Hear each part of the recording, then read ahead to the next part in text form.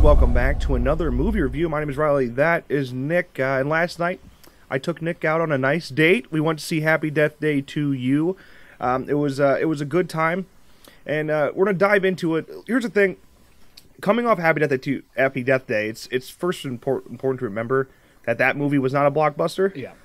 A lot of people love it. We loved it. That was a pleasant surprise, the first one was. Mm-hmm.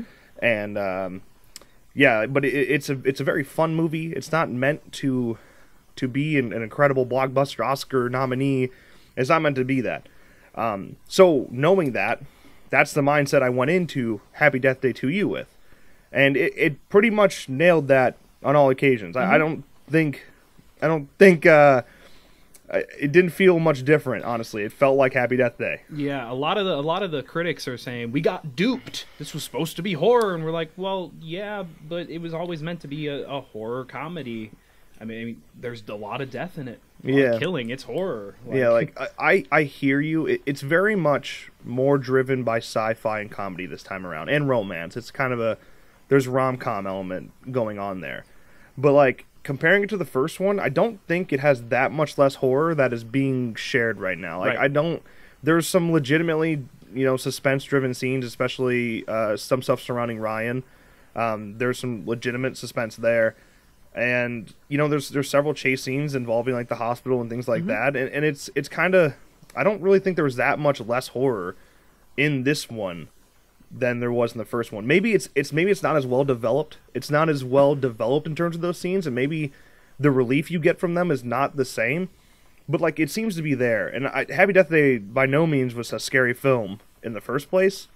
So like, again, like, this was not shocking to me. This is what I expected from the second one. Yeah. So that didn't turn me off from it at all. I know some people like hate it because of that, and we're just not one of those. Like, we really did legitimately enjoy that approach. Right, and we can look at things critically while still enjoying a film. That a lot of people can't do that. Right. A lot of critics can't even do that. But it's exactly what it was supposed to be—a fun time. Cheesy, little romancy. I mean, they played off of Valentine's Day to you, but I mean, it was still the whodunit horror-y shit that we like. Yeah, it was still a fun time, and Yeah. and I think it was Jessica Roth who said that it's basically Back to the Future 2 meets Scream meets Groundhog Day, of course. So, I mean, it is that. Yeah. It pretty much sums it up. It is more sci-fi driven. I don't know if the explanation for the event was what you would want. And, Christopher Landon said publicly that the reason they're in a time loop is hidden in plain sight in the first movie. Sure. If you want to say that, sure. You would never really guess that. It's not like, oh shit, you look in the background of every scene in the first one and you'll see it. That's not what it is. No, it's like legitimately in plain sight. Yeah, it's also they throw it at you really quickly. Yeah, there's no big like payoff there. It just kind of happens. It was you kind of expect to explain the whole first movie. It was just like here it is. Yep, this is what happened. And then you just go on. Which I was expecting a little more, but I mean, like I said, it wasn't. I set myself up for that. Right. Yeah. So, I did think it opened in a really unique way, starting on Ryan, and it being the 19th. It's being right after Tree just successfully got out of it. Out of her loop, but now he's in his own loop, and that's really interesting. And then I think it's really cool if you could do a time travel movie right, and you're messing with these environments and these multiple universes and things like that. And if you're running with that, that's unique. I wish they would have taken that approach more. If they would have run with this multi-universe type of approach more and used that effectively, I think that would have been cool, because it really wasn't. Other than there's one main, very specific part that, of course, that's different. Other than that, it's not really that way. Right. They present it to you like, okay, this is what this movie is going to entail, and then they just kind of, move past what they were setting up for. Yeah, exactly. Most of the movie's fun. Then you get to the end, and you're getting to the point where the whodunit is coming to an end. You're guessing who it is, and you get that relief, and it's not a very good one. Yeah. It's not a very fun reveal. The thing is, with the movie like this, where you're taking the same characters, the exact same characters, because nobody died in the first one, except for, I mean, Laurie. You're taking the exact same characters and putting them together on this exact same suspect list. So there's only so many guesses. You're not going to make it the same person again, and you can kind of tell who it's not going to be. So you only have so many guesses for who it's going to be, and it was not hard to predict who the killer was. Right. And the problem with a film like this is, yeah, you know, the main plot wasn't who was the killer. The main plot was something else. I don't know if it's too spoilery. Yeah, right. Getting things back to normal was the real plot. The killer was just, who was the killer was kind of just not an afterthought, just a subplot. And you're just like, oh yeah, that's right. You know, we're still trying to figure that out. And oh, okay, that's who it is. Cool. I do appreciate, first of all, Jessica Roth, it needs to be said that despite how you feel the movie, she's incredible. She fucking killed it again. Yeah. I mean, dude, she's literally putting on Oscar-worthy roles that she's never going to get credit for because of the movie she's in. Yep. Right? But, I mean, incredible. She's amazing. She's all in for it, and it's going to be iconic. Everyone's going to remember her for that. Yeah. And then I like the way they developed Tree more. So when we first get to know Tree in Happy Death Day, we get a cliche, you know, sorority girl who's really bitchy and doesn't care about anybody, and then she develops and becomes a better person by the end of the movie. This one, they expanded that more, and they add a really unique, intelligent part to her, that she's actually legitimately fucking smart. Like legitimately pretty damn smart, because she pulls off some incredible stuff.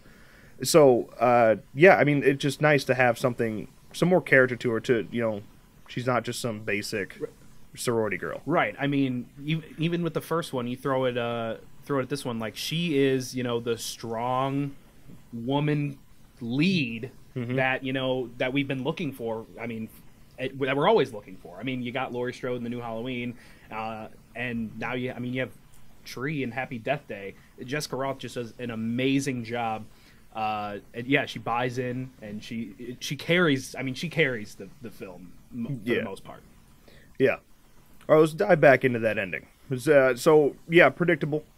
That part element is, and then we're getting to. We knew that it was going to lead to some sort of third one. Christopher Landon has come out publicly and said he wants to make a trilogy, and the payoff you get, is just not, because it's a mid-credit scene, right? And it's a pretty complicated one. It's a pretty long mid-credit scene comparatively, and it is just. I don't know where you're going to go with it. That's going to remain interesting. Every way I see a third one playing out sounds weaker to me than the first two have been. Yes. So I really don't recommend it. But the thing is, though, Happy Death Day 2U is on a pretty good run this weekend, and is going to make a good chunk of money. And I think Blumhouse is going to be interested in doing a trilogy, especially because Christopher Landon has showed that he has a plan for one. Yeah, and of course, I mean, Jessica Roth's in. Yeah, exactly. So it's, I imagine we see a third one, but I don't think, I mean, he could prove me wrong, which would be dope. I mean, that would be great if you can put together a strong trilogy. I just don't see an ending like that going the right direction, especially because people are so pissed off that this one is lacking so much horror. There's no way a third one is on the same realm of being in that horror genre anymore. Yeah, I mean, just from the the mid-credit scene, like, yeah, there was more sci-fi in 2 than there was in the original, but this third one that they're setting up is just is sci-fi, just straight up. I don't know what they're gonna do. Yeah, and especially it depends if you're constantly going back into the same story of somebody always having a killer on their back. I don't know. It just starts losing all sense of reality, which is maybe okay. I don't know. It just seems like all horror is going to be lost. And what started as a horror franchise, quote-unquote franchise, is going to lose that entirely. It's starting to lose it now in the second one. I think it'll be completely gone if it's in the third one. Not to say that's, completely bad. No. Hope Christopher Landon can still throw together a fun film. Yeah, right. I mean, Tree is a great character, a fun character. It's gonna be fun no matter what. It's just gonna be less horror in our opinion, just from what we've seen. If you're gonna do that, this is why I've seen most people upset, is that it was marketed as a horror film and they don't feel like they got what they thought they were gonna get. And sure, you can put the blame on the viewer for that, for creating expectations, I guess, but not. It was marketed that way. And if you're going to do a third one and it's not a horror film, just don't market it as one. Just don't do that. Like, just market it as more of a sci-fi funny film. And I think you won't have such an outlash from people that feel let down from it. I mean, yeah, at the end of the day, you know, you would set yourself up for the most disappointment. I can kind of see where they're coming from, though. Like, all the trailers I've seen, it was, you know, Tree versus Babyface. Right. Again. Exactly. And in this film, it's the subplot, but that's not the main plot that we're getting at. Yeah, they know what they were doing. They very much intentionally made it a horror-driven marketing campaign, and it wasn't really what they marketed. Still an interesting film, but just not what they were marketing. 100%, or 100% what they were marketing. Yeah, we got, you know, a decent chunk of what, you know, was marketed to us. Right. It was just that they marketed the subplot as the main plot, which, whatever. Yeah, I don't think there's any trailer that dives into at all what the actual film's about. Nope.